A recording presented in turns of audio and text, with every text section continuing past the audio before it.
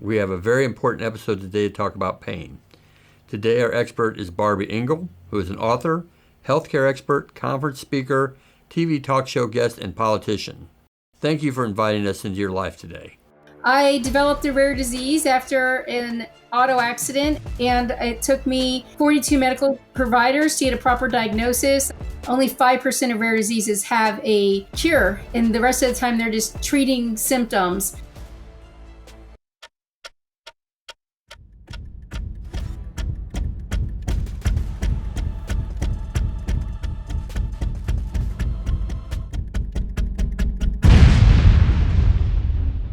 Together, we will confront a worldwide threat and offer actionable steps to preserve you and your loved one's peace. All of a sudden, all the lights that go out, your cell phone's going to be dead. Every day, things are shaping up to the end of time as we know them. They're going to be at the top of the pile while the rest of us are completely decimated. There is an increased threat, unlimited access to Facebook, Instagram. Subscribe and you will be first on the list to receive the next episode, How to Maintain Peace While Facing a Worldwide Threat. Good afternoon, this is John White. I'm the host of Worldwide Threat. Today we have a fantastic episode talking about pain. Everybody deals with that a little bit. Our expert is Barby Ingle. She's a healthcare expert, and she's going to explain to us about pain and genetics. And so right now she's on board. So how you doing today, girl? Hi, I'm doing good. I'm so glad to be here with you, John. It's wonderful to have you as busy as you are. I know you're busy all the time. So what I'd like to do is ask you a few questions. First, share with us how you got involved in the healthcare and genetics associated stuff.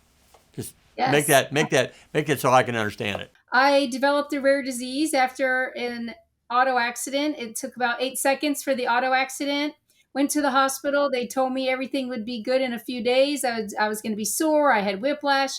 And turns out that auto accident triggered a rare disease that I have called algoneurodystrophy. And it took me 42 medical providers to get a proper diagnosis. I went through multiple major surgeries and minor surgeries, and really had to learn how to be my own best advocate. And once I was able to advocate for myself, I saw how important it was to advocate for other people. And even after I got a diagnosis, which took 3 years, and another 4 years until I got a proper diagnosis, because the disease I have, algoneurodystrophy, is actually a rare disease, and only 5% of rare diseases have a cure, and the rest of the time they're just treating symptoms, which we tend to do a lot in our healthcare system.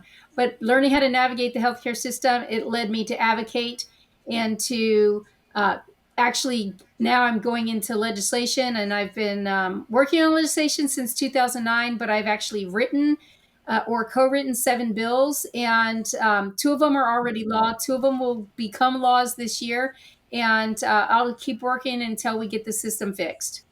Wow, that's amazing. That's amazing. So like, what kind of, other than what you talked about, please share with us about a specific illness. Like I talked to you about, what I talked to you about, thyroid issues or diabetes before when we were on the phone. Talk Yes. about a specific illness or threat that you've uncovered, how this all ties together. So the Besides biggest this big thing. Right. So the biggest one for me is algoneurodystrophy, but I also have hypothyroid, also known as Graves' disease, where my thyroid isn't working properly, and your thyroid regulates your heart and your metabolism and signals between the heart and Everything. the brain. Yeah, you're basically your body. It's part of the brain system, and so I have that. I also have PLB2 breast cancer. My father passed away with complications to type 2 diabetes. Hopefully I have had a different lifestyle and food choices, and I won't have that same suffering that he had. But then I also know about over 166 different diseases, and how it all ties in is that we're each individuals. So even if you have the exact same disease, and whether it's a common disease or a rare disease, it needs to be treated individually. And I had to figure out a way to get the proper treatment. And in doing so, figured out how to get access to genetic testing, and now it's even more widely available, and it hopefully will continue to be so that more and more people will have that genetic testing and they can get individualized care that works for them. I have other family members with the same algoneurodystrophy rare disease as myself, and we do different treatments, and it takes different medications, different physical therapy activities, and that type of thing. So it really, even if you're genetically related, you still need to find out what is right for you as an individual. And I actually have to talk to RFK Jr. about That's great. individualizing care and how important it is for us. That's amazing. I think I brought this up. My wife, I think I told you, deals with gluten allergies.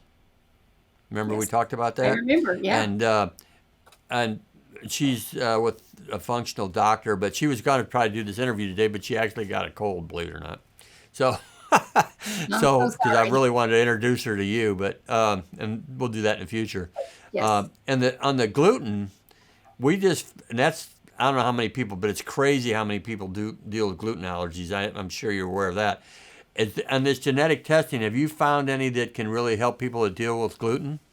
Absolutely. When it comes to food, you can do a whole genome sequencing, which it would be my top recommendation. But if you can't afford to do that, I would say do a microbiome test, which looks at your genetics, your DNA, and compares it to the foods that are available for you in this world, and it will tell you what foods will aggravate your genetic conditions and or sensitivities, and it can tell you what your superfoods are. It will tell you the things that you can eat once in a while, and then it'll tell you a list of things that you need to avoid.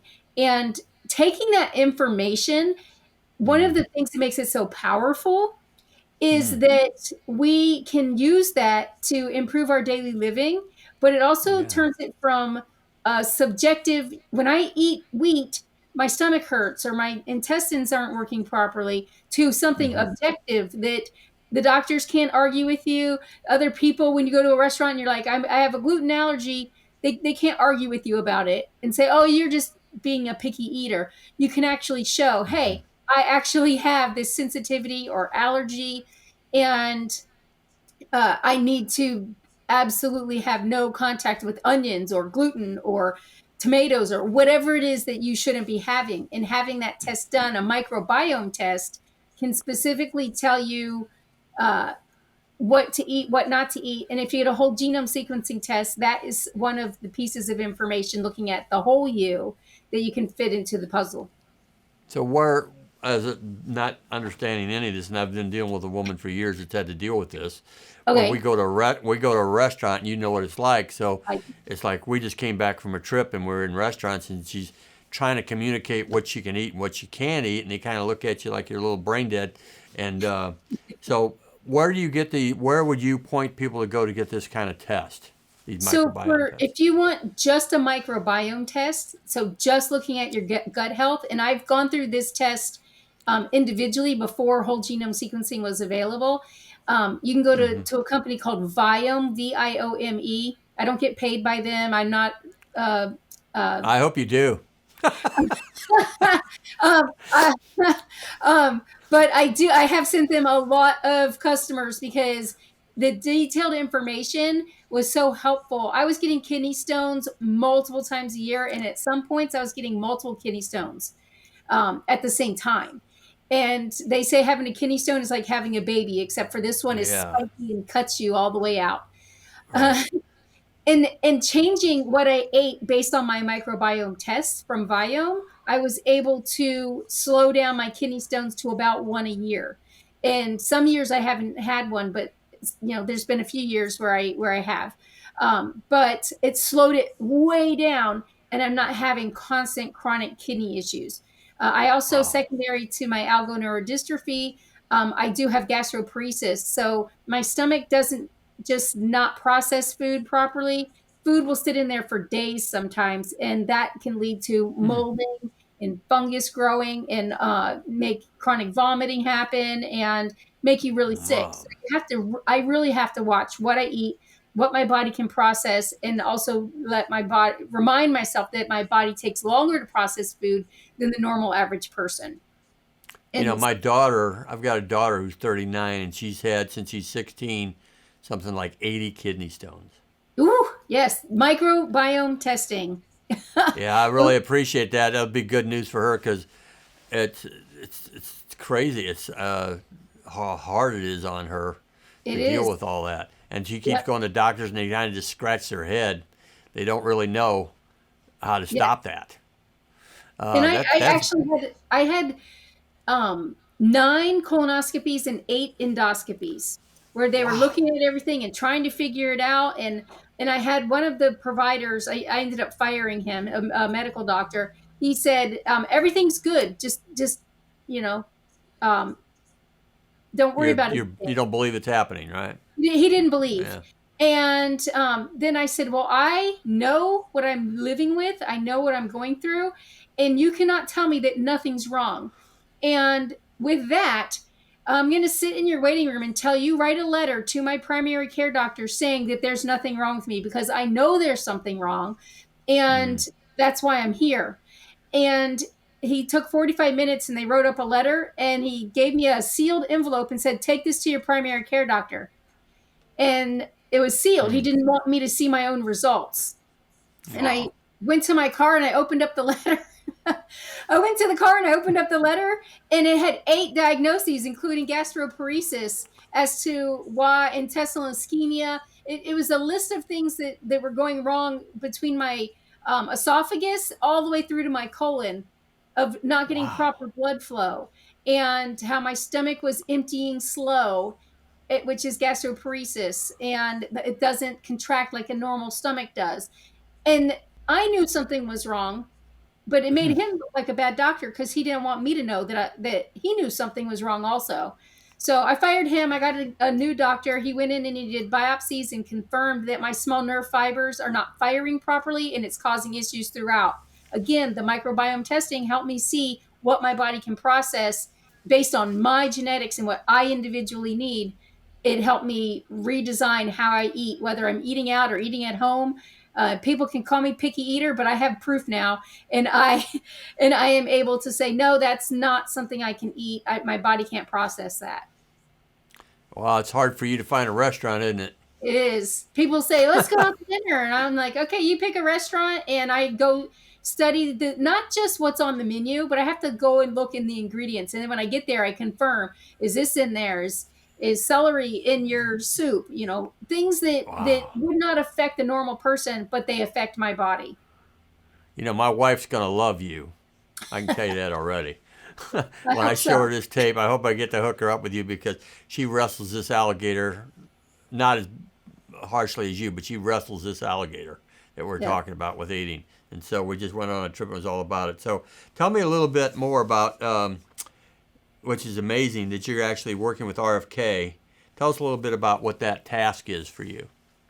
Well, I don't have my official task yet, but I will be working under one of his assistants on a team, and I will be talking about and being the voice of chronic pain and rare disease, and helping them see the patient side of our healthcare system. And our healthcare system is working as designed very poorly. I'm hoping that Mm-hmm. we can recreate a health system that works not just for acute situations and diseases, but for chronic diseases as well as rare diseases, which oftentimes get overlooked. 95% of our rare diseases don't have a cure and don't have a viable or progressive treatment that can assist that patient. So we absolutely need to keep focused on that. And I will be that patient in the room saying, wait, we forgot about this. Wait, that's not how it goes when patients go into the operating room or into the emergency room or doctor's office.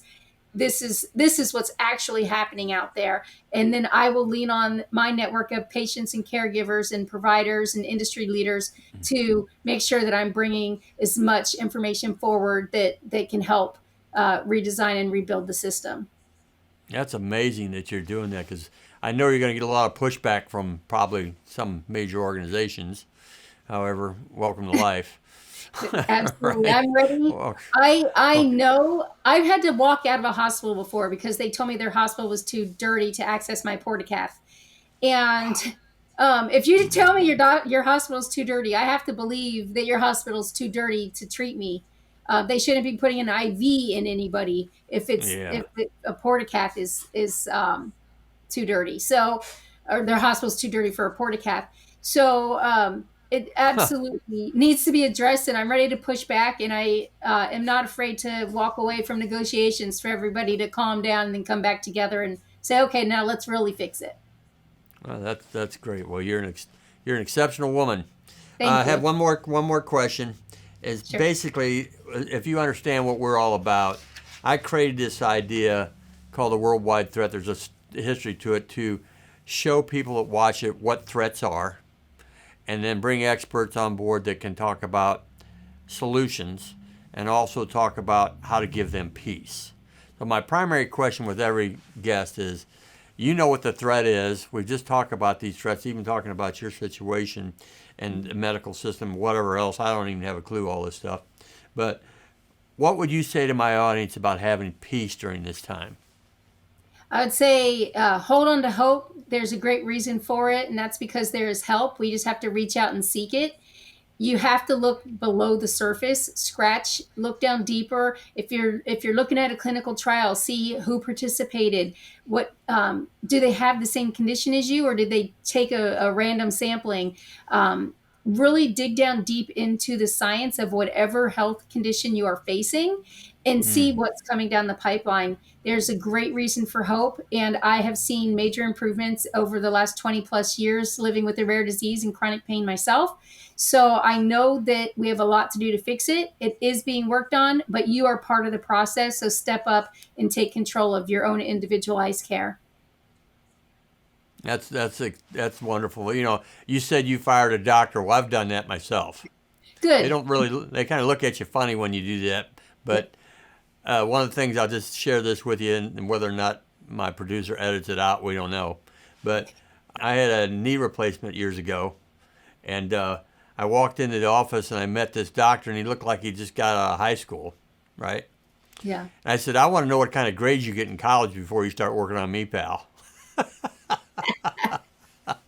He looked at me like, what? I said, I want to Yeah. know what kind of grades you got. I don't want some C grade doc working on Yeah. me, right? Yes.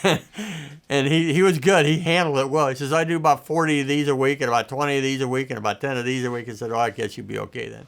But Yeah. You nobody know what does they that. call, you know what they call a doctor who uh, was the last in their class at medical school? What? Doctor. Right. So yeah, it's Oh, a well, good. we definitely need to air that. Where are you? Where are you on the spectrum of doctors? How good or bad are you going to be? And they need to be open and listen to the patients, especially if they were in that bottom half of the class, because they're still Oh getting that my doctor gosh. on the wall. Oh They my still gosh. have their diploma up there, but where Uh, were they in the spectrum? we're definitely going to air that. I'll probably get some heat over it, but I don't care. I think the audience alone would love to know about these tests and these companies. And I don't care if they pay you or not. They should pay you if They you're making should. a difference. Yeah. These tests aren't inexpensive. My wife has had a Dunwoody test. Have you ever heard of that? It's a food test. And Yes. it's like a $500 test, and it's supposed to tell you what you're allergic to, what you're not allergic to, and all that. Last one she took, they said she wasn't allergic to gluten. So we go out and she eats gluten. She's sick for 3 days. Right, exactly. They need to look at your DNA, and so with They, Viome, they're testing your poop, the DNA in your poop. With whole genome sequencing, it's a cheek swab, and they're able to get that information. So when doctors tell you, "Oh, let's try the elimination diet" or something like that, they all they have to do is look at your DNA and actually see what the reaction is. They're not going to see when they do all the little pricks on your arm and your back to see what you're yeah, allergic to. That they're not yeah. seeing the inflammation in your stomach and your spine and your brain that occurs when you eat gluten. They're not seeing that. They see a skin reaction. Not all Wow. sensitivities and allergies and diseases will affect your skin when they're affecting you inside. So That's amazing. Definitely look at the DNA. Years ago, I read a study. Doctors know 3 medications on average very, very well, and everything else they have to look up. Like that, I mean, that's incredible to me. So if they're a diabetes medical professional, but they go and treat somebody with hypothyroid, they're not in the same realm. They can look it up. What medication do I order for this? But they don't know those ins and outs of the calcium, and even like some calcium has to be taken, like a specific like D3 calcium Right. versus regular calcium, so that your body can absorb it correctly. And some have to be taken with folic acid or other things, so that your body, and that's why it's so important to know individually who you are on that genetic level as to what is affecting you or what will or won't affect you. I've never heard anybody speak about this like you have about it. It's an individual thing. It absolutely It's an individual DNA thing. And Yep. most doctors look at you as just part of the mass. Well, you're a diabetic, therefore you're all the same. But that's not the case based on what you're saying. So we really have to punch that hard. hard. I And think. doctors are taught in medical school that if it sounds like a horse and kind of looks like a horse, stick it out in the pasture. You know, everybody with this, go out there. This is what you do. You all get the same thing. We'll see who becomes the racehorse and who becomes the glue on the shelf. And with rare disease patients, with patients that have genetic anomalies, we need to look at them at like, it's a zebra. Don't stick me in the pasture with horses. I need something totally different. And if you treat me with what I actually need, I will improve and be able to contribute to society. So That's amazing. yeah. That's amazing. So I'm a zebra, not a horse. And that's why I got my zebra outfit on here today. That's amazing. My wife calls herself a zebra too. That's the second time I've heard that. Yes, She's a there you zebra. go. Yes. You're a I'm zebra. And you get not your a zebra horse. shirt on. Yep. You Yep. need to get on national TV with this shirt, girl. Thank you. You need to get up there with, I'm a zebra and I'm going to tell you what it's like, right? Let me tell you. Yes, for sure. Thank you. You've been so a much. blessing. You've been a thank blessing. you. So, thank you for doing this. I appreciate it. Please help us to help you be WWT informed. China is going to be more of our enduring threat, using coercion. Who are the people that we can trust around us? The Bible tells us that in the end times, they're going to be able to follow anything that we do. There's equipment on our grid that adversarial nations can flip off the switch. It's already happening, so there's proof. Are the American people going to rise up? Please like, subscribe, and click on the notification tab, and we will send you advance notices about upcoming episodes and the threats to be discussed. We will provide you each week with an action guide that details everything that may help you and your family have peace over these threats.